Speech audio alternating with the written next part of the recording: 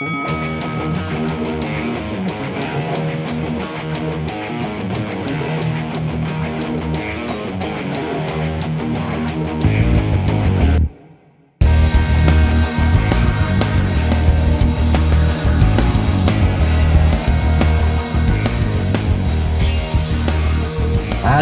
welcome to Pound for Pound, the number one boxing podcast with me, Jake Wood, and Mr. Spencer Oliver. How you doing? I'm good, mate. How are you? I'm glad to hear it. Yeah, I'm very good. Do you know what? We had a bit of a sad week this week. You have had a sad week. Yeah. You've been at a funeral, haven't you? Yeah, we lost the legendary Joe Calzaghe's dad, Enzo Calzaghe, and we buried him this week. I went to the funeral on Thursday with Adam Smith, actually. Really, really sad. Yeah, really sad day, mate. Enzo was not just an amazing trainer, but also a beautiful person as well. And I had the privilege of knowing Enzo for a number of years, over 10 years. And he really was a beautiful guy. It was just a really, really, really sad day, mate. It was it was really upsetting, and it's a shame. Where was the service? The service was down in Newport. Mm-hmm. He had some nice people turning up for him. Nathan Cleverly was there. Enzo Macronelli was there. I went down there with Adam Smith. Darren Barker was there as well. Darren Barker's good friends with Joe.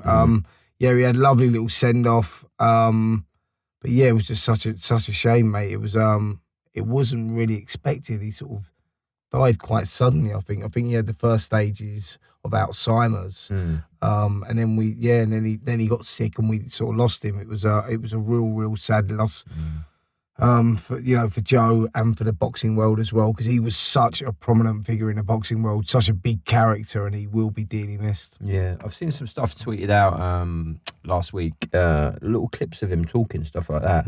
He had an incredible mindset, didn't he, in terms of just how to approach a fight mentally, what your approach should be. Saw one clip of him talking about Joe, saying that he always had a challenger mentality. You know, it's that he always had to have the mental. He could never go in as a sort of champion. He had to have that. He had to have that desire. You know, Joe went his whole career unbeaten. Amazing career, and a lot of that you would put down to Enzo. Yeah, definitely, Jake. I've got to tell you, right? I'll tell you a funny story of Enzo. So years ago, I think it was in 2000. I just started working for Sky, and they decided they wanted to do a trainers series. So we done 10 of the top trainers around the world. Brendan Ingle was one of them. That was an amazing time. I remember you talking about that. When you said you had to go up to Brendan's gym and had you singing in the ring. And all that. Exactly. They had me singing in the ring. Well, I went down to Enzo Calzaghe's gym as well. Now, Enzo is renowned for being a workhorse, and I was sort of relatively fresh out of the game. I was still young. I was still fit. And I thought, I'm going to go down there. I know they tackle these steps down in Newport. They run up these steps. Yeah, I'll do that and I'll do whatever. And this is how fit the guy was, right? And Enzo obviously is a lot older than I am. Went down there, trained with him. Fucking hell, was it hard. I mean, the guy is just like, he was phenomenal. He was just an amazing, motivational person. And he was so fit.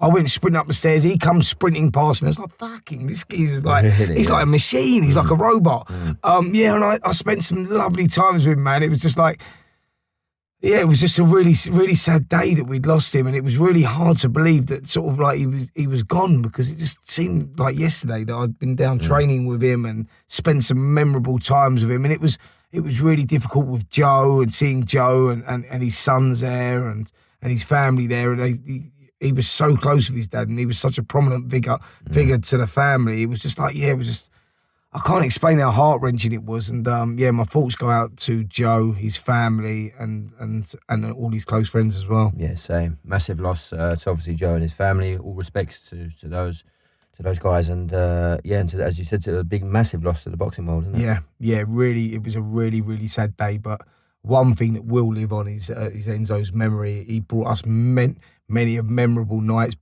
Paul brought many of champions through as well, and he will go down in history as one of the greatest champions that we have ever produced. He was sad day. Right, let's talk about the Boxing Friday night. Now, you were working on the Callum Smith George Groves fight. Yeah. Talk Sport, wasn't it? Yeah, it was. I was working on Talk Sport. For the competition. For the competition. For the competition. No, we love those guys. They're good. You work with the guys from Fight Disciples. Fight Disciples, yeah. I was working with Adam Catcherill. Nick. Yeah, it was brilliant, mate. Had real good fun there. Really knowledgeable guys. Yeah, it was a great fight, wasn't it?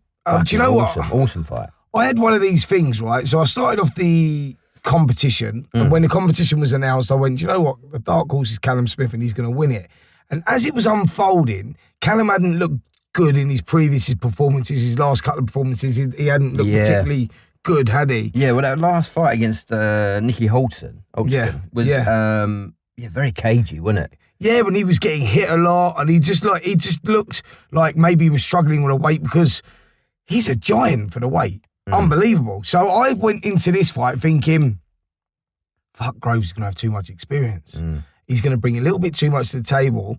And if Groves' shoulder holds out, I think Groves wins the fight. I think he's gonna, just for the experience he's got. Just for the experience he's got, and where they were. Groves as well. Yeah, exactly. And you go on their last performances. Yeah, he boxed unbelievable against. I mean, forget the shoulder. He boxed a masterclass against Eubanks, and you made Eubanks look pretty ordinary and pretty after pedestrian. That performance, you put him number one in the world, didn't you? Yeah. After that performance against definitely. Eubanks And then Jr. Holskin, when Callum Smith boxed Holskin last time out, he looked very ordinary and very below par.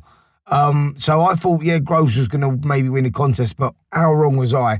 I mean, 7 rounds, great contest, quite evenly matched up until that point. But you felt, when you saw him on the scales... Callum looked so strong though, didn't he? He did. Shit. You felt from round 1, didn't you? Well, by about in the round 2, I just felt that Callum was bossing it, wasn't he? Yeah.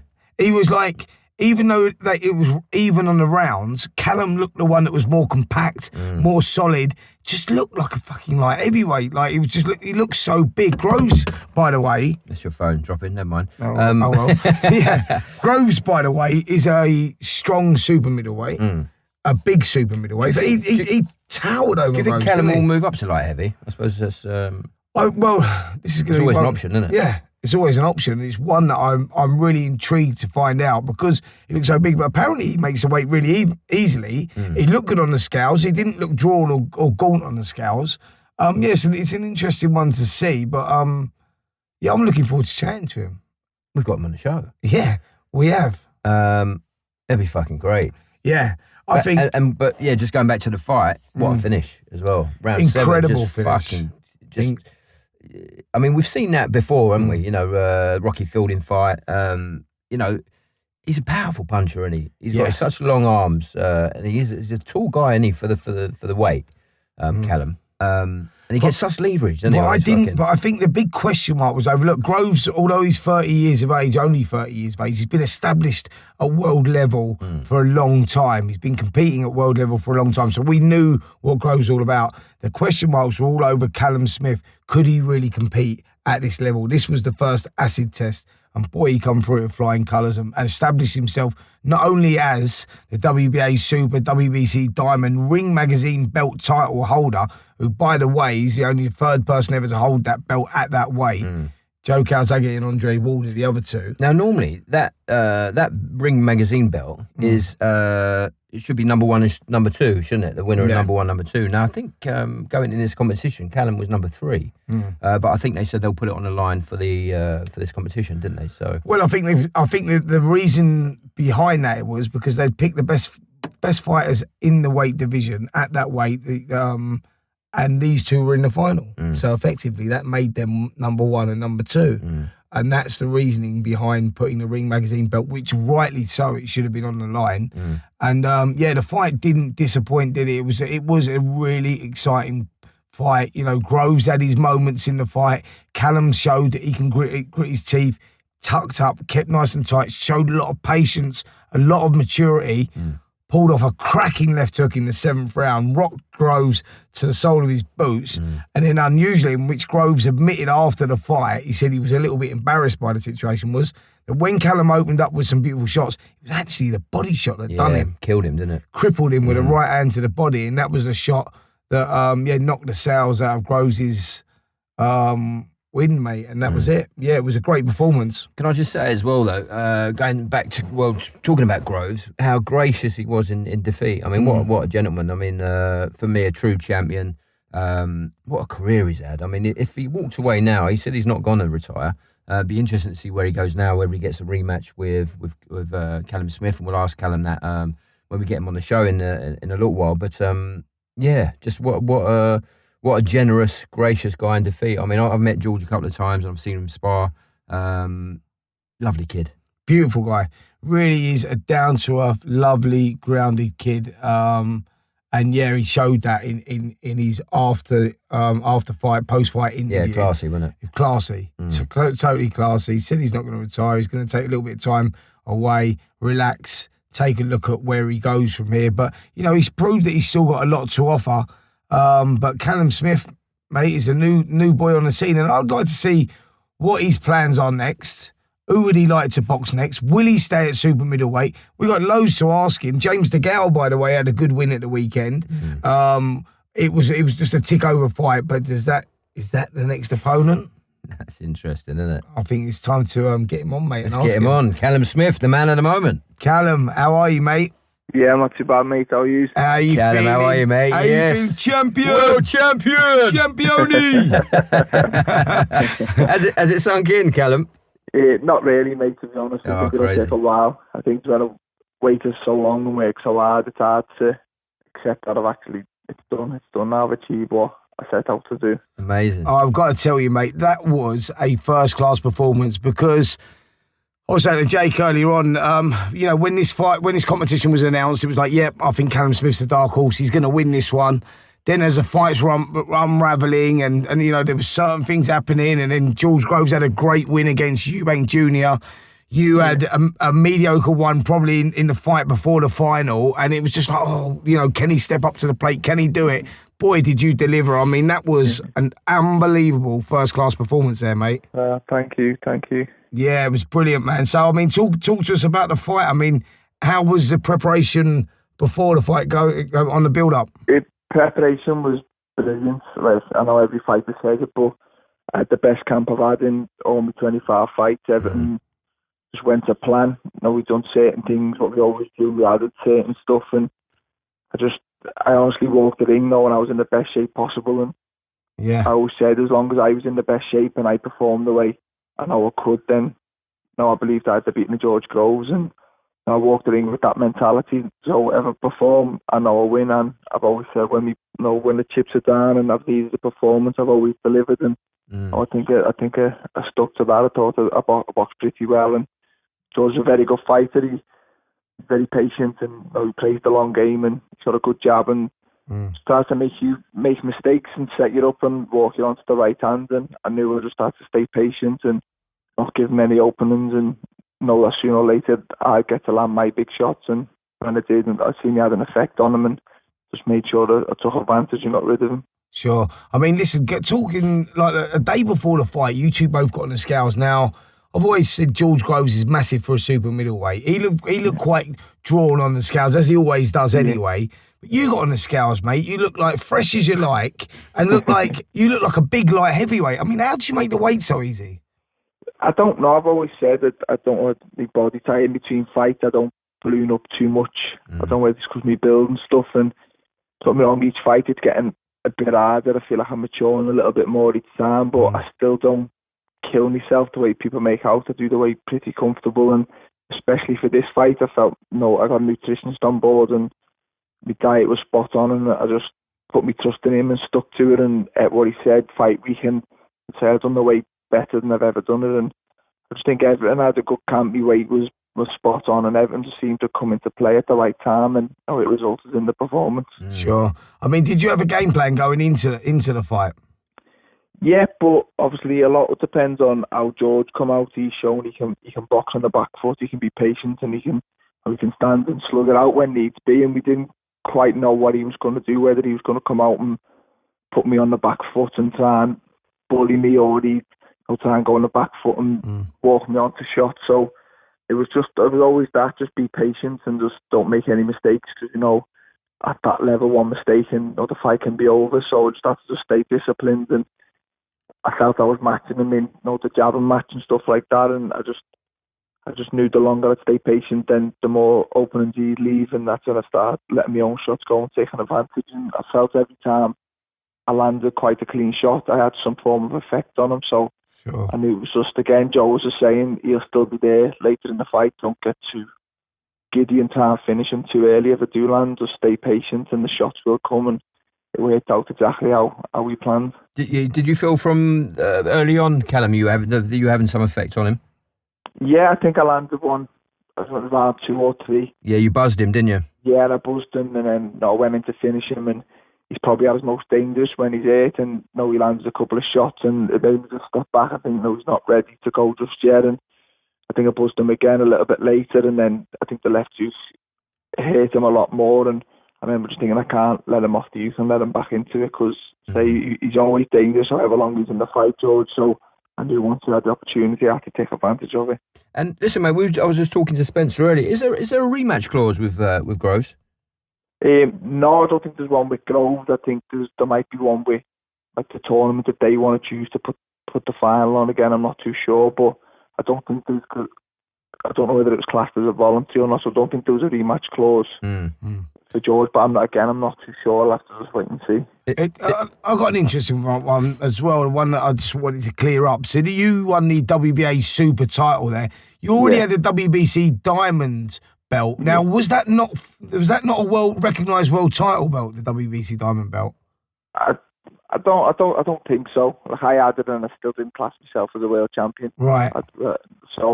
But I don't know. Some people might, but I look at the WBC, IBF, WBO, and WBA Super as the world titles, and until I won one of them, I wouldn't have been satisfied with being called a world champion. Yeah. So.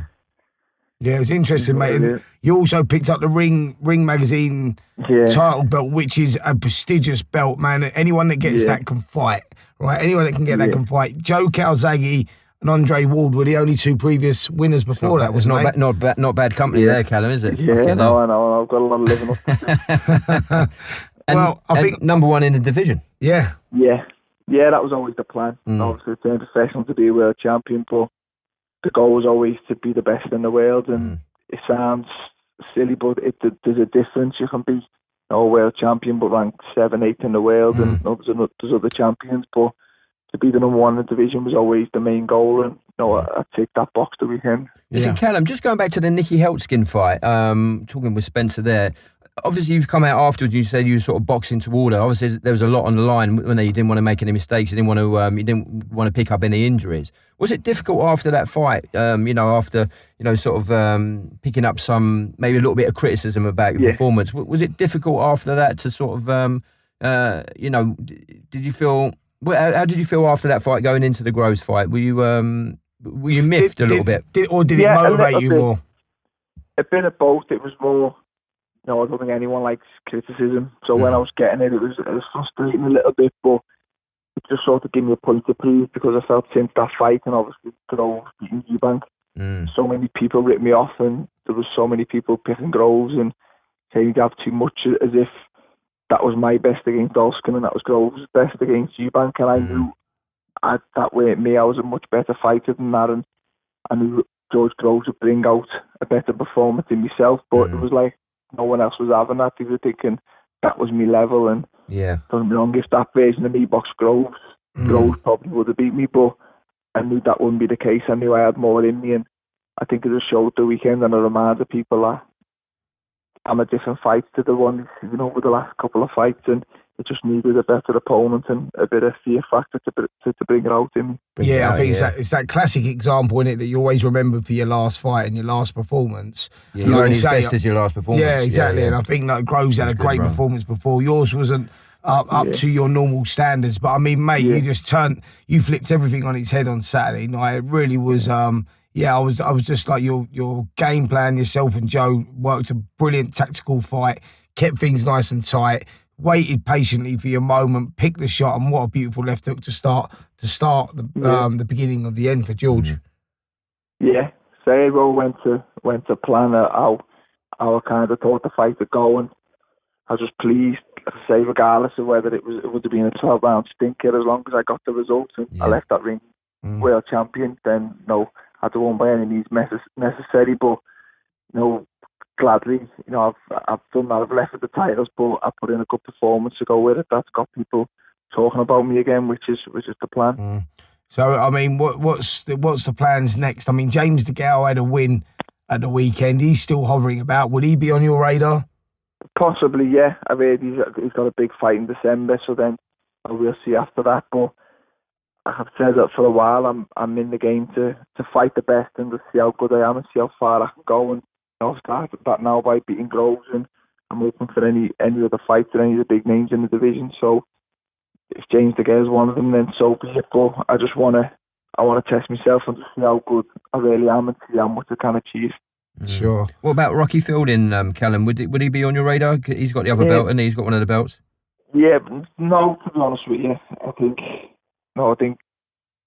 if I fight him, I don't get nothing out of it. I don't get his title. It's not a unification with man being the super. And I said I've been there before, and I've done him in one round. So unless he was to pick up one of the other belts, then it probably makes sense. But at the minute, I'd rather look towards a Benavidez or Ramirez or Katsky is the IBF champion. So they're more the fights that I'd like to see. But I say I'm open to any big fight if it makes sense and the public want to see it. Then I wouldn't turn any fight down. I mean, what's the plan long term to maybe unify the super middleweights and maybe move up to light heavy? Yeah, possibly. They're both possible. I'd love to unify. Say if I can get them fights, then I'd jump at the chance. And I think with my frame, I could move up in the future and I'll try and become a 2-8 world champion. Or the goal was always become a world champion, but now I've done it. You kind of start making new goals for yourself and setting new targets. And a 2-8 world champion would definitely be one of them. I think looking at your frame, mate, you could bloody move up to heavyweight. You look like a giant in there on Saturday night.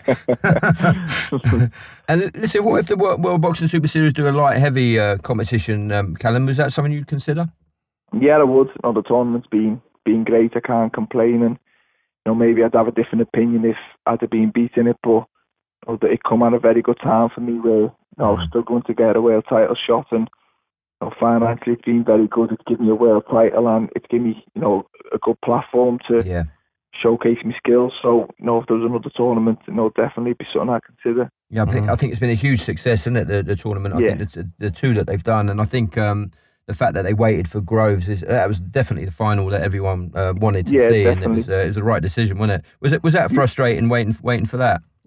Yeah, it was, to be honest with you, because the main reason for me entering the tournament was to come out a world champion, and the minute you think rumours that Groves going to leave, he obviously takes his belt with him. So I'd have won the tournament, but still been sitting with no world title and looking for the shot. And as I say, it was just it had been another fight in the meantime, which I feel I've had too many before fighting for the world title. Too many, take over fights, get this one out the way, and then it's a world title shot. And I feel I've had too many of them. So the final would have been another one. Then that was the frustrating part. So I was prepared to wait however long I had to, as long as it was George in the other corner. Yeah, perfect. Sure. Worked out well, didn't it? Yeah. Yeah, it was good. Definitely. It was good. It worked out in the end. Yeah, it did, mate. Listen, we put out a tweet today just asking people's responses to you, asking if they've got any questions for you. And we got a massive response, mate. There was loads of tweets coming. Was there? Man at the moment. So listen, A Broadway asks, or AD Broadway rather, asks, do you think that going under the radar for the last 18 months helped or hindered you? It depends in what way. It probably helped me, as in I was the underdog for the first time in my career in the final, so all the pressure was on Groves, whereas now entering the tournament as a favourite, basically the pressure's on me right away. But in terms of exposure and stuff, it probably hindered me, and the fights that I did have, it probably hindered me, as in I didn't perform to the best of my ability, so people forgot about me. So it probably had its pros and cons, but like I said before, it all worked out in the end. I got to where it needed to be.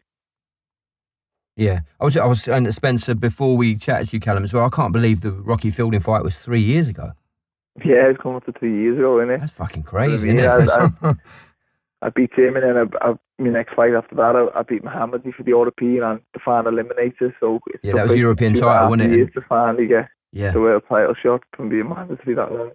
So it's been a long time coming, isn't it? Yeah, definitely. But it probably made it that little bit better when I did achieve it. All the more sweeter when it finally came around. Boxing Exposure has asked, if you could map out your next 3 fights, who would they be against? Benavidez, Ramirez, and Katsky, the 3 other champions. Wow. Yeah. That's That's good stuff, mate. So you're not ducking anyone. Yeah, not looking for any easy defences then. Fucking hell, you don't like it easy, mate. Yeah, no, I think boxing's a tough sport, and I don't want to be one of them who's in it for years and years. And I just think if I'm coming into my prime years, and if I'm going to put my body through a full camp, which is demanding, then I might as well put it to use at the end rather than fighting someone I'm fully expected to beat and I don't really gain much from. So I'd rather just get in and just fight the best, see how good I am, and then get out. Do you feel like you're in your prime now, Callum?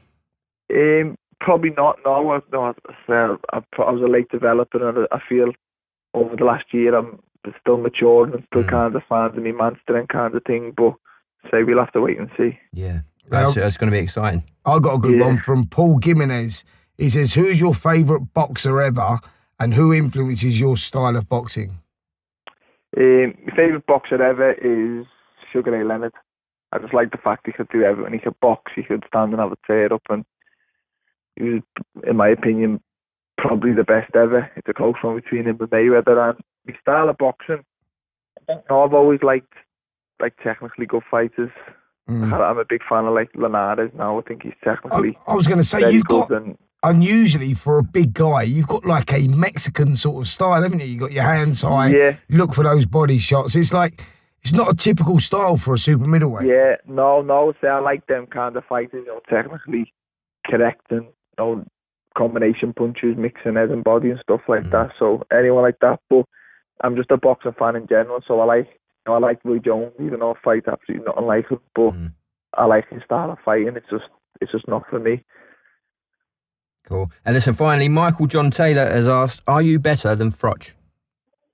That's not for me to say. I think he had a very great career. I knew that was the answer you was going to give, mate. You're such a polite guy. It's unbelievable. That's for other people to judge, and I think I'd rather get judged when I've finished my career and how he's finished his. But yeah, fair enough. No, he's a very good fighter, and I've done a lot of sparring with him when I first turned professional, and I learned a lot from him. Oh, did you? You've sparred him a lot over the years? Yeah, I've done quite a lot. I did, before my debut, before he boxed Butte and before he boxed Kessler, I've done quite a bit with him, and we used to sit and speak to him after the spars and stuff, and I did learn a lot from him. He used to do quite a tough spar, didn't he, Cole Froch? Yeah, he did. For sparring was pretty heavy, to be fair, so the fact that I was getting asked back was a massive confidence booster for me, turning pro, and sparring the likes of him. I was thinking, well, if I can get in and compete with him, then I can beat anyone at this level what I'm supposed to be at now. Yeah. So, as I say, it was very, very beneficial. Sure. Cool. Listen, did you ever spar your brothers growing up? Yeah, all the time in the living room. I'm talking about with the gloves on, not off. Yeah, I do. I sparred Liam just before my last fight as well. I sometimes do stuff for him just to work on me inside work and stuff, and I've done a lot with Paul, but I think the last time I sparred Stephen I was about 15 or something, and then I was too big for him.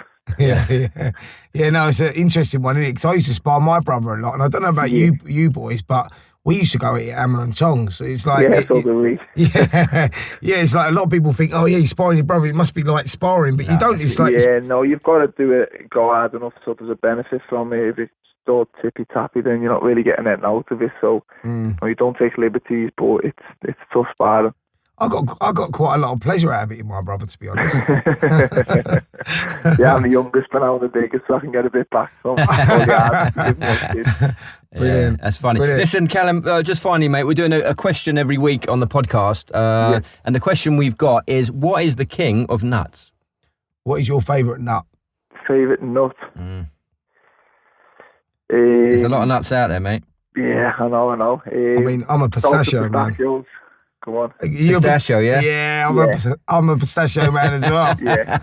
What about the old walnut, though? They're quite nice. Yeah, true. Cashew nut? Good question. Oh, your cashew nut. What about the honey roast cashew nut? Yeah, they're nice too. I've done you now, haven't I? So then you've got your peanut, your regular peanut. That's boring. Pine nut. Brazil nut. Brazil nut's good. No, I don't know. I didn't enjoy opening them. Too much hard work. Yeah, but the chocolate covered ones.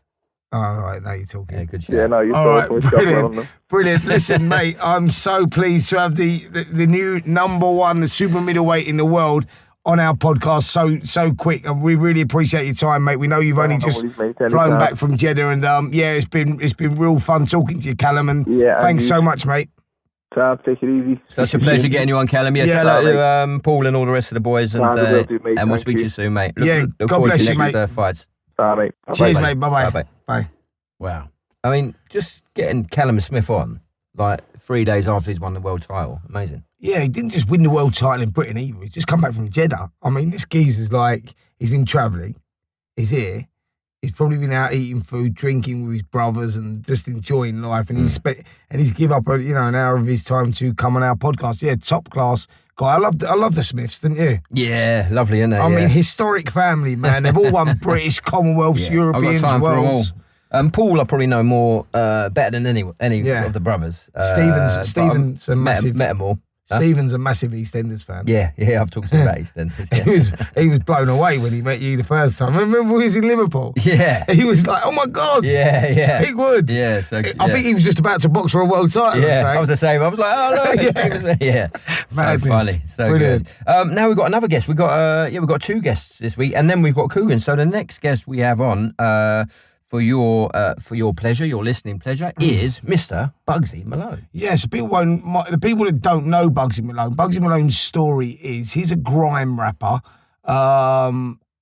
He started life in boxing for various reasons, which he's going to explain about. He's got a very, very, very inspirational story, and one you should listen to. And I think that boxing was really his saviour, I believe. I think so. Yeah, I think. As you say, he had a difficult upbringing in Manchester, didn't he? Real name is Aaron Davis, and he's just doing fucking amazing. He's got 3 top 10 EPs. His tracks have been streamed over 200 million times, and I think he's got a YouTube channel. It's had something over 100 million views. So yeah, he's definitely big with the YouTube population. Yeah, he definitely is. But YouTube, what they call, YouTube stars. And all that. But he grew up in boxing gyms, basically, in Manchester. Was a decent boxer, apparently. Done my research into him. Was a decent boxer and still uses boxing now. He still trains all the time. So, yeah, it'd be interested to speak to him and hear his story. Let's get him on. Let's do it. Bugsy, how are you, mate?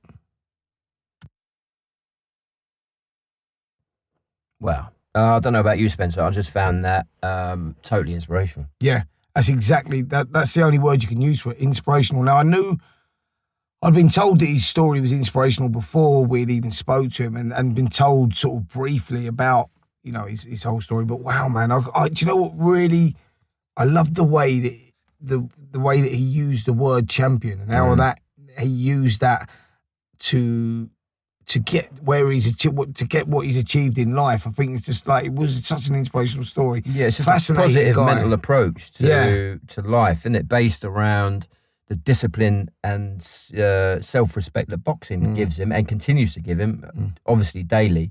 And he uses it as a parallel to focus him and to drive him on in other areas. Fascinating. Yeah, really, really, really pleased we got him on. He was a fascinating guy. And do you know what's good as well and interesting is that that he can articulate it so well.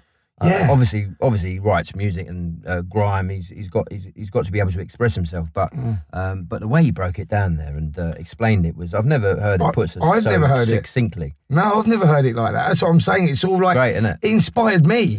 Like when he sort of broke down the word champion and how he used that to get to where he's got to in life.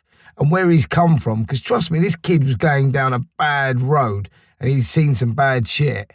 And he just turned that around, turned all the negatives into positives and used that word champion that Brian Hughes, who, by the way, is a legendary trainer from Manchester, or was a legendary trainer from Manchester, great guy. And he's obviously used Brian he's used Brian as an inspiration in his own life and used that word champion and used that and turn it into good effects, and he's achieved what he's achieved. Yeah, what a guy, man! Brilliant, amazing. I think anyone listening can take inspiration from that, can't they? Like to Well, they can use that for whatever walk in life they're doing. Every walk of life. Absolutely, incredible. Now we go to Mr. Kugan Cassius, our boxing man in the know. He's fresh back from Jeddah. Did you see him out there, all dressed up in the national dress? Oh, he went for it, mate. We'll ask him about that, shall we? Yeah, definitely. He went for it full out. Yeah, he was in the That's full yeah. Saudi Arabian attire, wasn't he? He said it was, Respect. he wanted to pay respect to the culture. Yeah, I respect. think fucking hats off to him. Brilliant. Yeah, love it. Love it. So we'll talk to him about the Eubanks Jr. fight. Yeah. Don't know if we saw the end of that. That was a bit crazy, wasn't it? We'll speak to that. Wilder Fury, obviously the press conference has been, we're recording this Monday, so they started the press tour, didn't they, today? Yeah. Had the press conference. That was pretty spicy. I think Kugan was there. And also, Billy Joe Saunders. There's been a few things going on with him, isn't there? So, we'll get the lowdown, shall we? Yeah, definitely. Kugan, how are you? Wow. I mean, to get Callum Smith 3 days after he won the world title, we've done all right there. Yeah, we done blinding, didn't we? To be fair, I mean, the geezer's just got off a plane. He's just got off a plane. He's spent a bit of time with his family. He's gone out to have something to eat, something to drink. Next thing he knows, he's speaking to us. Lovely boys, aren't they? Smith Oh, brothers. I love the Smiths. You know what? They're like, they're a historic family, mate. They're fucking British, Commonwealths, Europeans, worlds. Yeah, you wouldn't want to be getting on the wrong side of that family, would you? I mean, amazing family, isn't it? In terms of what they've achieved, the four brothers. They've got a sister as well, haven't they? Yeah. I don't know if you've noticed, and Alison was asking me on Friday night, why's he got autism on his shorts? I don't know if you know, they've got a sister who needs 24-hour care. She's severely autistic. So anytime you see any of the Smith brothers fighting, they've always got autism on the back of their shorts. And I think that's just amazing to raise awareness. And they're They are just such a tight beautiful, family, aren't they? beautiful, humble family. Yeah. So I can't underline that enough. They're just like, there's really humble, beautiful guys. Yeah. Yeah. Perfect. Yeah. Cool. So now we go to Mr. Kugan Cassius, our Mr. Boxing man in the know.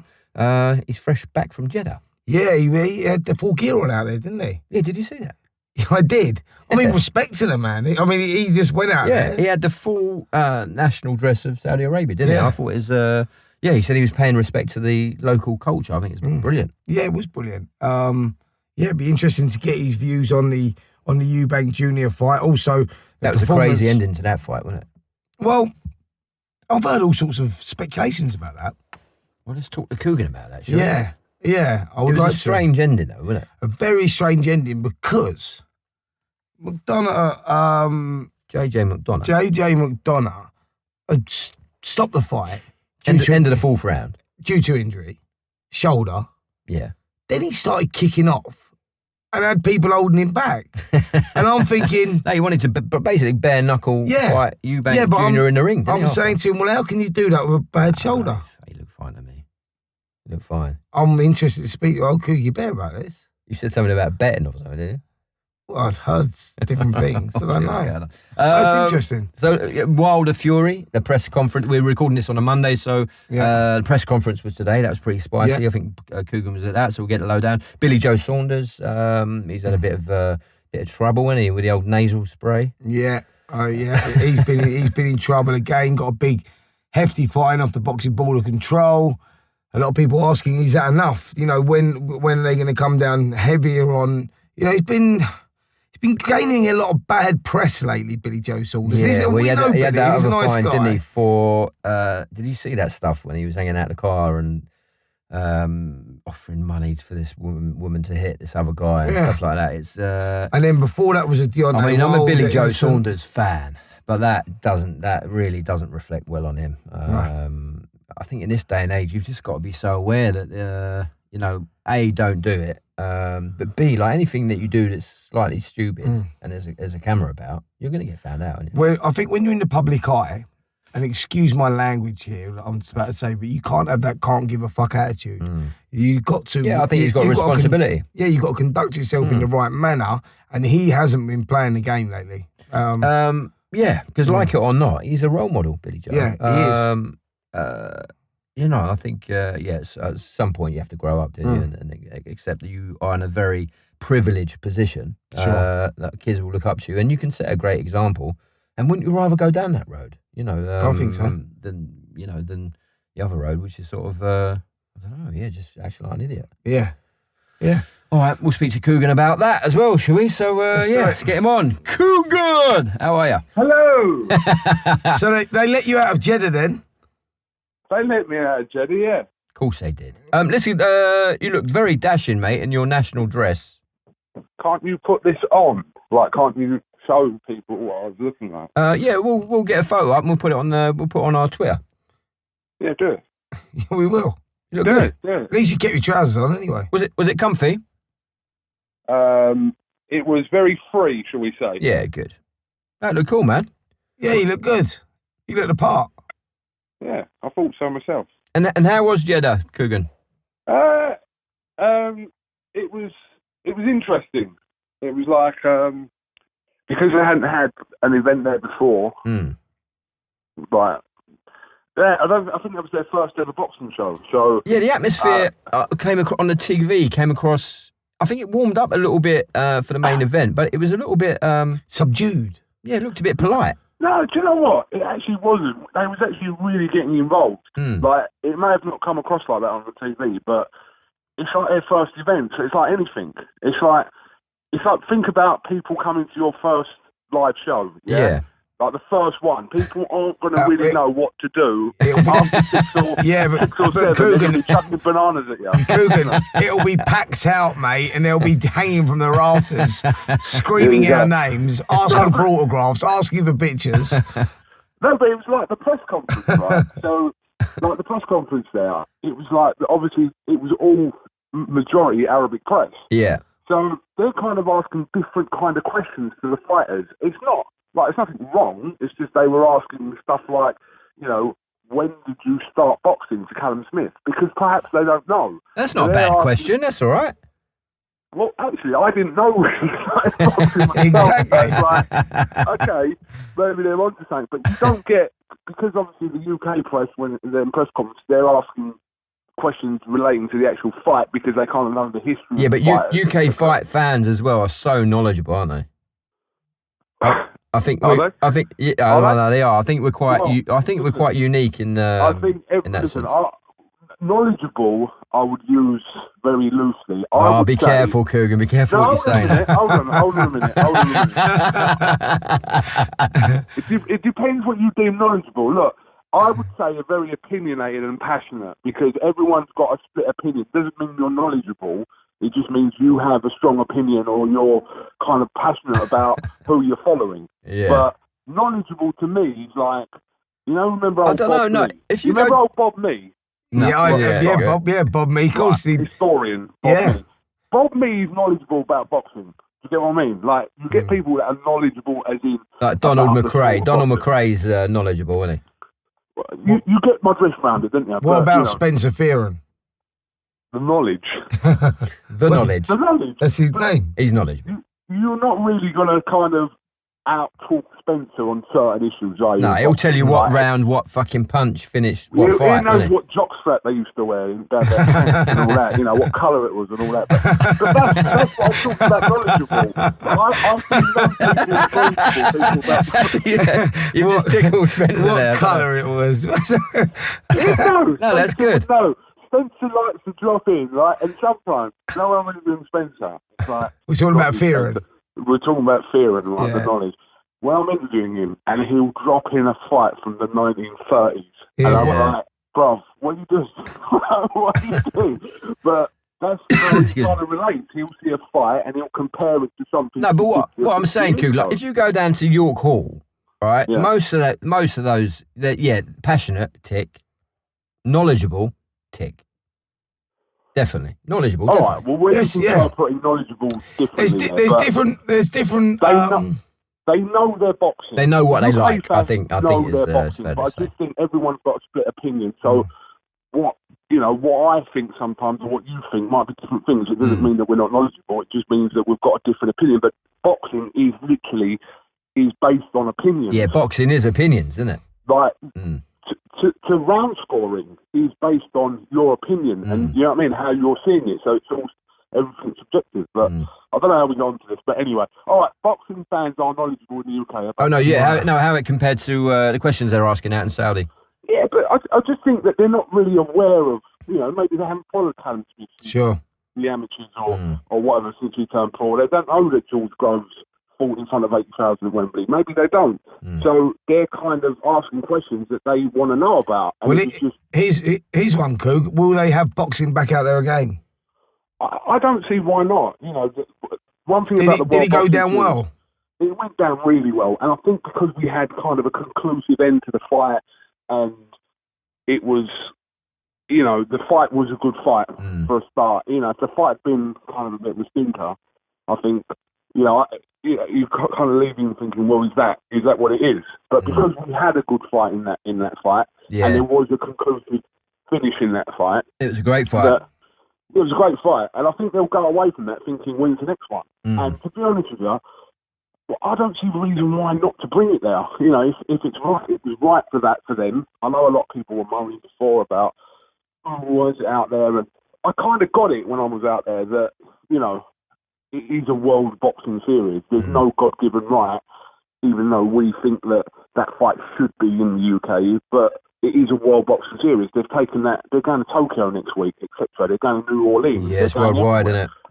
So that's, Was it hot in that arena, Koo? What was the temperature like in that arena? No, it was. The problem with being out there is you're either freezing cold or you're like humid, hot and sticky. It's all the aircon, isn't it? There's no, like what we are in now, there's no room temperature. It's like either one or the other. So, but to be honest with you, that's kind of a lot of them places around there. That's how it is. The heat is similar to Dubai. That's the only thing I can really compare it to. Yeah, like being in an oven, basically.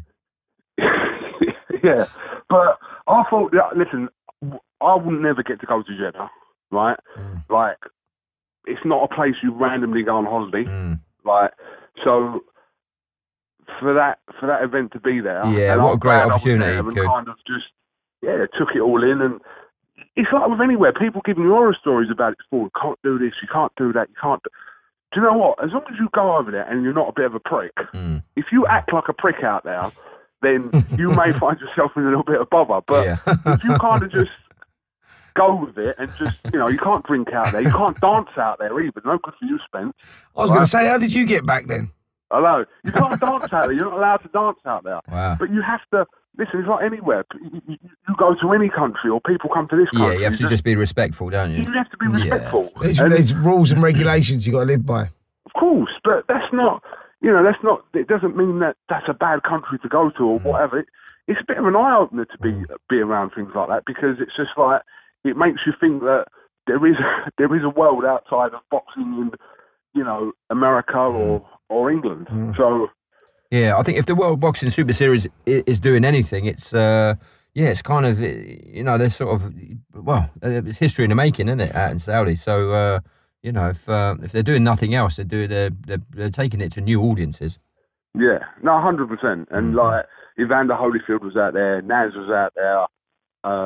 He was a superstar out there, Naz, wasn't he? Oh God, Naz! I was like wrapped around Naz for 3 days. He's like, one thing about Naz is that like people come up and talk to people. Like people come up and talk to Naz, right? He's the one. Not people take interest in what people are saying, but I watch him and he engages with whoever it is. It could be, do you know what I mean? One of the waiters or whoever, or just, it could be anyone, but he's engaging with them the same as he would if he was talking to, like, Evander Holyfield for a start. He actually, I'm watching him now, I'm looking at his eyes, and he's actually taking an interest in actually conversing with them rather than trying to, and he was being mobbed all week. He had time for absolutely everyone. Is he a big star out there, is he? Yeah, huge. Is he, really? I think that he's from Yemen, his background's from Yemen, but out there, he was kind of, everyone wanted to be around that. Wow. Cool. Yeah, I mean, he was a massive star in that, wasn't he? I mean, if you look back on any of his YouTube fights, I was boxing around the same time as him. The guy was huge, man. He was on Chris Packett's sort of forgotten, haven't they? But as you say, if you go back on YouTube and watch Prince Nassim, fucking hell, he's another level. Performances, another level. I wish I was filming him at the time. Imagine he was only about 2. That would have been quality, wouldn't it? What are you talking about? I was 2. He was about 2, mate. All right, 5. Oh, listen, if Phil was around when Prince Nassim was about, you would have got some killer content, man. Yeah. You would have been worth even more money than you are now. He said to me, I bet you wish you were doing this when I was like, because I started watching boxing because of him. Yeah. Literally because of him, where, like, boxing was more mainstream, Naz was on the back of the papers, every time he fought, guaranteed. Doesn't matter who he was fighting, he was on the back pages of the paper. That's sort of, that's got less and less with the papers, as in, proper back page stuff. But yeah, I mean... Yeah, he's a big star. Did you ever see that documentary they done on Naz? When they followed him, he was getting his hair cut in Vegas and all that. Did you see that? Something going He's off Go and his have a look on YouTube, Kuggy. You'll fucking love it. It's like he's getting his hair cut. He's got hardly any hair on his head, and he spends about 3 hours. He's flown this guy over from LA. He lost the plot. He totally lost the plot. But it's fascinating to watch. I think he's brilliant, mate. He's just towards the end when he sort of, I think he'd lost a lot of perspective, hadn't he? Yeah, we've got to get him on the pod. We've asked him, but he said he said yes the other day, but he was obviously in a good mood. Listen, anyway, what did you make of the main event? Yeah, listen, it was a good fight, and I think George kind of maybe started off a little bit better than Callum in the opening round or so, but then Callum Smith just literally, I think he kind of took over after the second and third round, and looked big, looked strong, and like I said, the finish, I mean, that was a combination of punches, obviously, but it was the body shot that George, in George's words after the fight, was he was embarrassed that he was done by a body shot, and yeah, it was a very conclusive end, and that's kind of, what we'd like to see, a conclusive end in all boxing, you know what I mean, rather than a debate really about who won that fight, was it a robbery, blah blah blah blah. And Callum Smith went into this fight really, I could go as far as saying a bit untested, world level. I think he went in as the underdog into this fight as well on his recent performances. There was a lot of people feeling if George's shoulder would hold out, then George would win the fight. I was one of those people, by the way, just because of Callum's recent form. I thought he might have been struggling at super middle because of how big he was. But that was a very educated, calculated performance, I thought. And it's kind of like Callum Smith's kind of career is starting now, because Callum Smith was mandatory for the WBC title, decided to go into the tournament, not take that.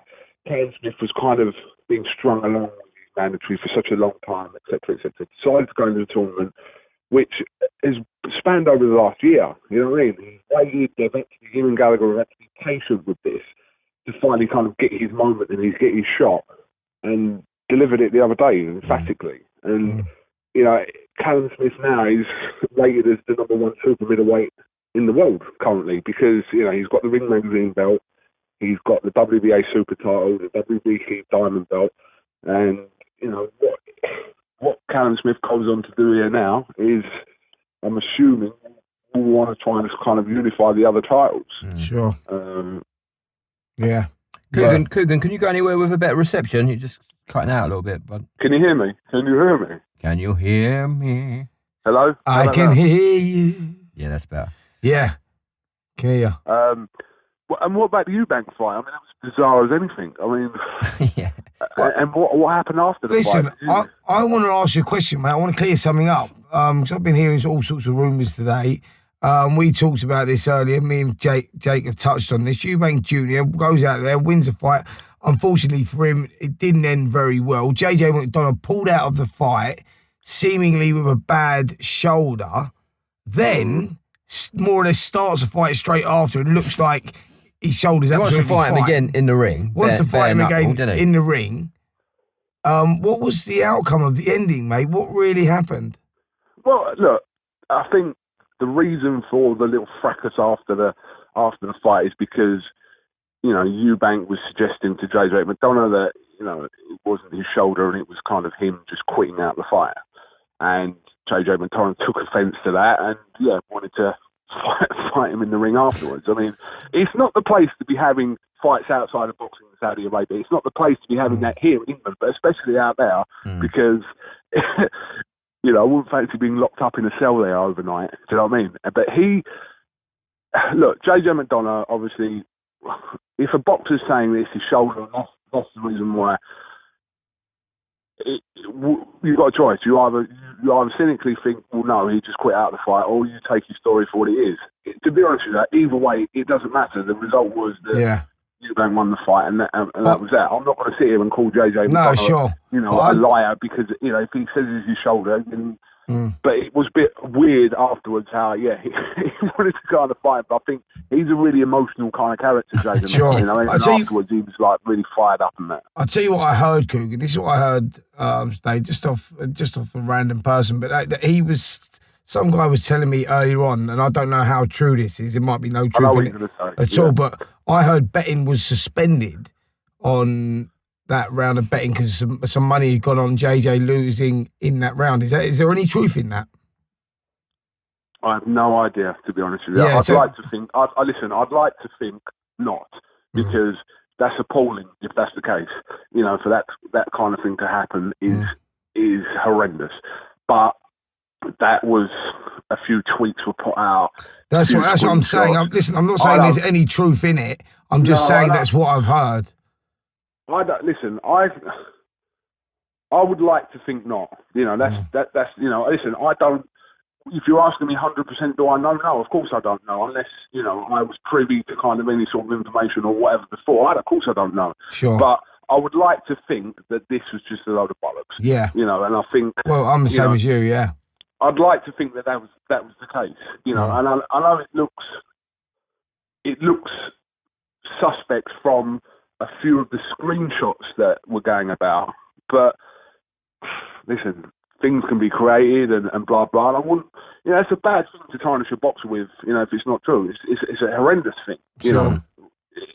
So, I would like to think that this is just a load of bollocks, and this is just it's something that's kind of just spiraled out of control. And now, I think we just had to ask you the question because we just didn't know where it was as well. We're only going by what we've seen on various social media sites. Someone tagged me in a tweet. Someone tagged me in a tweet with a screenshot, and about this, and then there was the stuff that come after about this betting has been suspended for that particular fight and round and blah blah blah blah. But like I said, I would like to think that is just a load of bollocks. Listen, whether JJ McDonough just, was overwhelmed by Eubank and listen, that I don't know. Whether it was his shoulder, he's saying it's his shoulder. So we've got to kind of just give him a little bit of grace with that and just sort of move on from it. It didn't affect as in what was going on in the fight, to be honest, and it didn't affect the outcome of the fight. So it is what it is. But just wanted to clear that up, mate. But just because I think it's what people wanted to hear. People wanted to know if there was any truth surrounding it, and if that's not what we know, then it's not what we know. Yeah. So, great. Kugan, Billy Joe Saunders has been in the news this week. We had all the stuff, the failed drug test, sort of complex situation, and he failed a test for, he's saying it's a nasal spray, but it's banned only in competition, which is the day of the fight. Yeah, this is a really kind of thingy situation about what the clarification is about in competition, out of competition, etc., etc. So the substance is called olexiferin, if I pronounce that correctly. Yeah. So, which is a stimulant. Adverse findings were found in Billy Joe's test. Now, as far as I know, UCAD and the British Boxing Board of Control are happy. This is something that they've kind of said that Billy Joe hasn't done anything wrong. Obviously, it was VADA that done the test. So now it's coming down to a case of whether the Massachusetts Commission deem what Billy Joe, what the adverse findings were, to be in competition or not. Now, in competition, as far as I know, with UCAD is it the day of the fight? On the day of the fight. So within 12 hours of the fight. Okay, that's what I was told. Now, if the Massachusetts Commission decide, or they look at it as in competition is from when you start your camp, there's a problem. It's like, but stuff like that, there shouldn't be. It should be banned or not banned. Yeah, sure. There shouldn't be a thing where you can take something up until 12 hours of the fight. That shouldn't be a thing. Totally agree. This is where it becomes a grey area and really complicated to people to deter, where has he done something wrong or has he not done something wrong? Look, I know people always give me stick about, favouring Billy Joe and everything. I know Billy Joe Saunders is not a drug cheat. No, we've had him on the podcast, and he's been I'm not having it. He's a drug cheat. He's been really against. I think his dad. He's always been really against drugs, isn't he, in the sport? As far as I understand. But listen, everyone can say that about everyone. If you're kind of, if there's a fighter out there and you kind of, because this is what it comes down to sometimes when. A lot of boxers that have failed tests that we know, it comes down to a case of, well, do you believe their reasoning or don't you? Because if you do believe their reasoning, and in your eyes, they're not guilty. But if you don't believe them, then they are. That's the opinion side of it again. But sure. You've got to kind of, from a doping situation, it's got to be one rule for one, and that's it. It can't be one rule for one and, he got away with it because he had a better story than him. You can't do that, obviously. But Billy Joe Saunders, for me, is not a drugs cheat. And I hope this is sorted out, soon, because obviously he's got a fight coming up in 3 weeks. Yeah, where does it put his fight against Demetrius Andrade on the 20th of October, Kugan? Is that, where are we at in that fight? Is that 50-50 now? Yeah, I'd say it was 50. Eddie Hearn said it was 50-50. I mean, look, spoke to Frank Warren about it today. He's saying that, that they've got to wait until, he's had this hearing. He's out in Canada at the moment. He's continuing training. But I think it's just so unclear.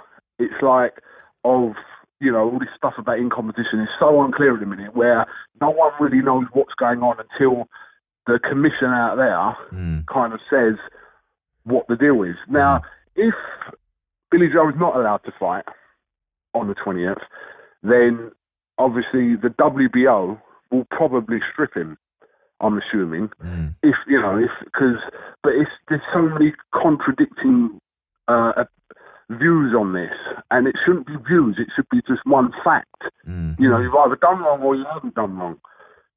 So UCAD, like I said, Frank Warren put a statement out as soon as it happened, saying that UCAD and the board are, happy that Billy Joe Saunders hasn't done anything wrong. So, but then you've got VADA, who have tested him, and then you've got WADA, W-A-D-A, who are kind of the head of everything with that. So it's how they deem it as well. It's like, it's fucked up, honestly. When is this hearing, mate? When will he find out? I think they were trying to, I think it was scheduled to be for next week, but I think they're trying to bring it forward because, it kind of leaves Eddie Hearn in a situation if Billy Joe can't fight, that he has to he's lined someone up to fight Andrade. But it's not we want to see Saunders Andrade, but this has obviously got to be cleared up before that can. Sure.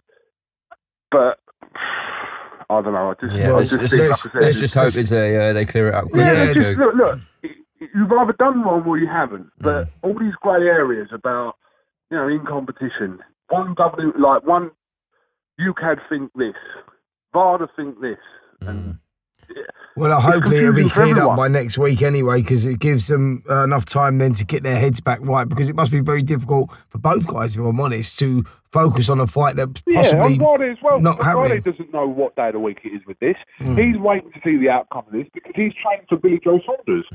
He's trained for Southpaw Billy Joe Saunders.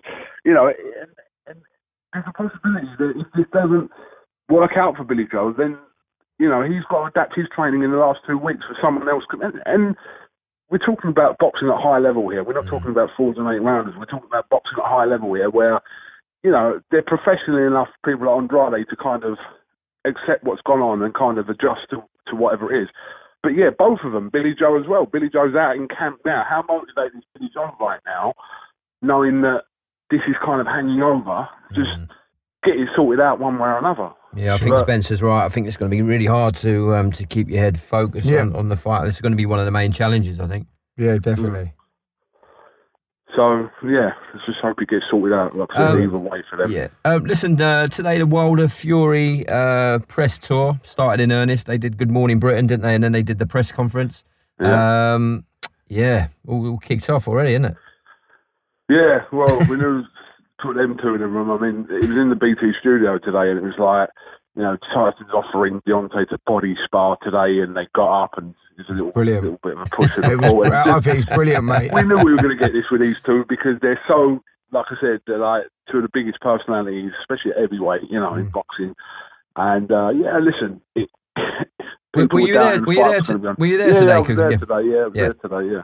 Yeah, I watched it all online, mate. I just find it's funny when it comes. Tyson Fury is just like, he's just comedy gold. I think he's just like, if to sell a fight, that guy is just unbelievable. And Deontay Wilder plays a massive part as well. But what they done today with Fury getting up, shaping up, Wilder getting up as well, I thought it was brilliant, mate. I love all that I do. I mean, it was harmless fun. I think it's going to capture the imagination of not just your boxing fans, but people outside the boxing world as well. And I think the fight's going to be massive.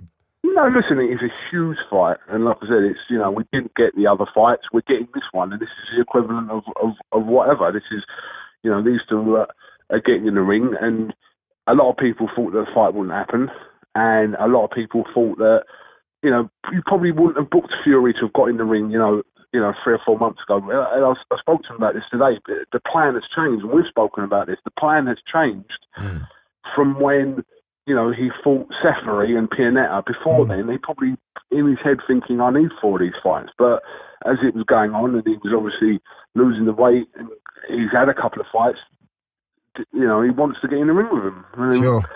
I know people keep bringing up, including me, about has he had enough preparation, kind of, in terms of rounds and just being round fit, you know. And I think Tyson Fury is the type of guy, sorry to butting on you, mate, but I think Tyson Fury is the type of guy to only perform with the type of caliber of opponent that he's got in front of him. And I think that his performance will improve dramatically when he's got a top caliber fighter in front of him. 100%. You know what it's like, Spence. You know, a lot of fighters, they can't motivate you don't see themselves. their best performances against kind of opposition at a different kind of level, and, you know, their motivation levels drop. When you see them in against, you know, the top people at the top of their weight, then you see a different fighter, and it's the case with a lot of fighters. Yeah, you could say the same thing about Callum Smith, couldn't you? We've got him on the podcast today, Kugan. But yeah, you could say the same thing with him against Nicky Heltzkin, and we touched on that. He said, yeah, he was just, you know, he sort of can't come up a level for fighters that are, you know, higher level. They've got a job to do. They've got a job to do. So, you know, like I said, you see the best of these fighters when they're in against the best. You know, that's, you know, you don't. You see two, like this is George Groves has done it. You know, whatever George Groves decides to do now, he's kind of picked himself up from a difficult period in his life, gone on to become world champion, and he's kind of done that now. You know, whether he calls it a day or there's still good fights out there for George Groves, regardless of whatever. And you know, he's been one of the best British boxers over the last sort of, do you know what I mean, 6 or 7 years. Did you interview him after the fight? No. Do you know what? I interviewed him after both Froch defeats, actually, and it was. And I think we've spoken about this before. Like, you know, going in there it was like awkward, but it's sometimes about sensing the moment, and it wasn't. You know, George didn't come into the post-fight press conference after, so that was kind of an indication that he doesn't want to talk. You know, so. It's one of them, but he's played his part in this tournament as well. You know, the fight over with Eubank and Jamie Cox before. He's played his part to get to that final and had that shoulder injury. You know, you're talking about two very, very good fighters. There's no shame in either of them losing to either of them, if that makes any sense. But yeah, so on goes Callum Smith anyway. So we'll see what's in store for him over the next sort of few months. Listen, we've got some good fights coming up this Saturday night, Kugan. We got Callum Johnson fighting for the IBF World Light Heavyweight title against Artur Beterbiev. Is that? And then we got Gavin McDonnell fighting for the WBA World Super Bantamweight title against Daniel Roman. Also got Jack Catterall, Ahara Davis.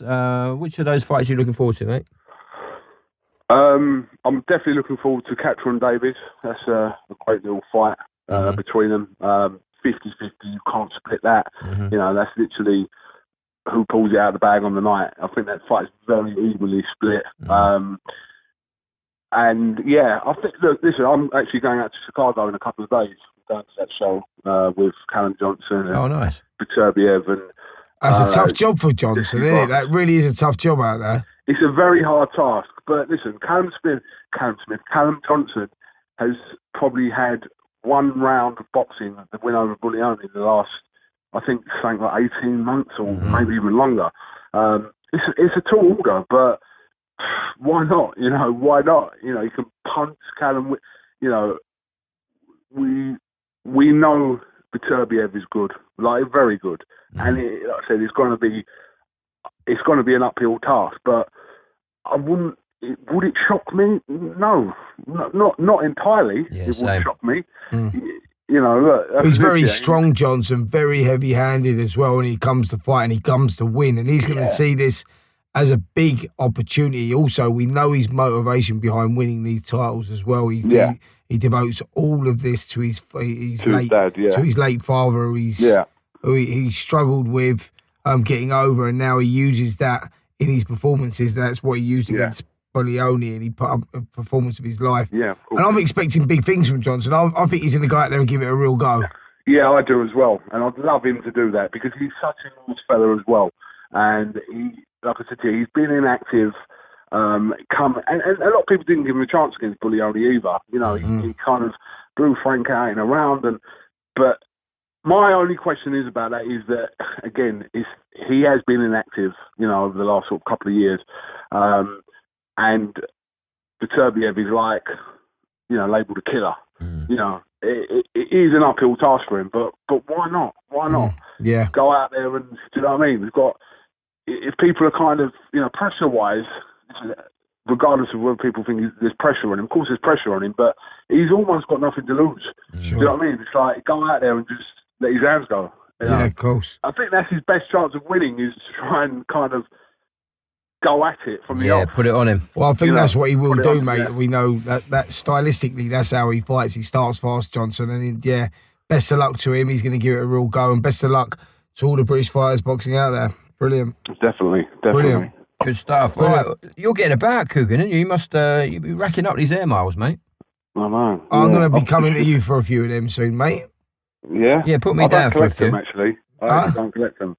Don't ask me why, I just don't collect them. Why? You should do, mate. Don't ask, because I've heard this from my missus. Yeah, I know. Well, listen, pull your socks up and start collecting them, mate. Quite simple. All right. Hey? I'm not your missus, but I think it's like common knowledge. You should be collecting them, All right. And listen, what's the national dress of Chicago? You're going to be wearing that on Saturday night? Yeah, baseball cap. Yeah. Reebok Classic. American flag. That's it. Yeah. What about kitchen apron, pizza? Yeah. No, I think I could after probably not too dissimilar from what I dress now over there. Or Ronald McDonald. Just dress up like Ronald McDonald.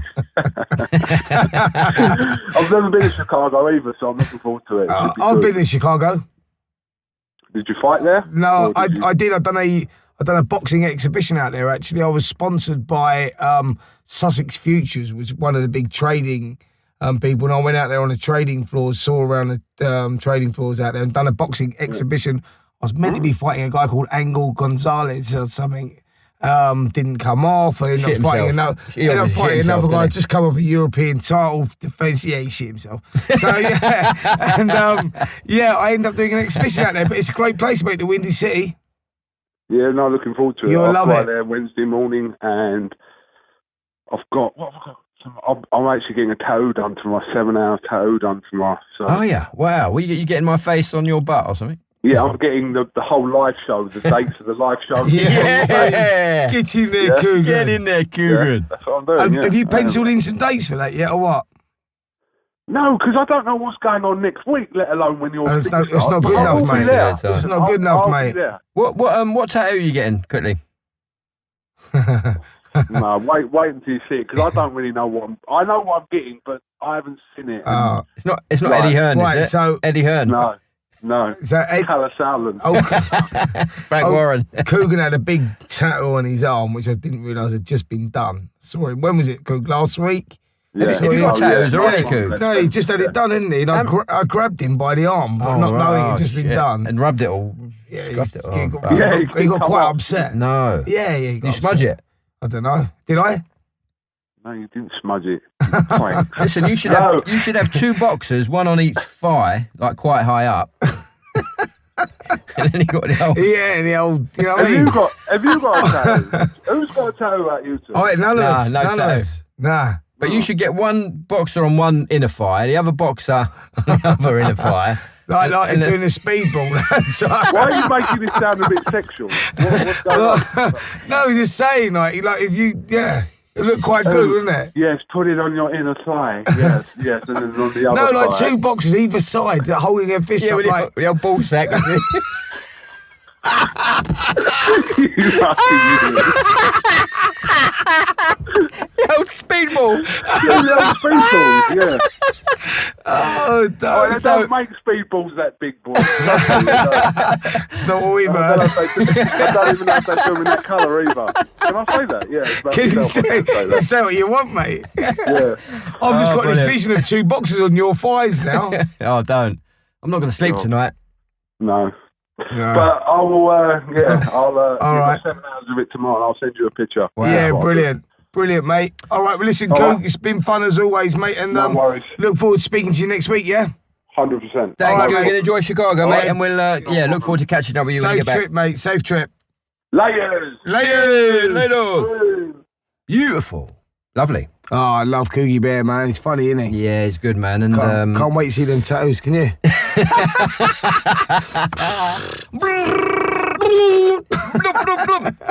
Funny. Yeah, be like Yeah. tiny little speedball. Yeah. Tiny little boxes. Oh, that's All funny. right.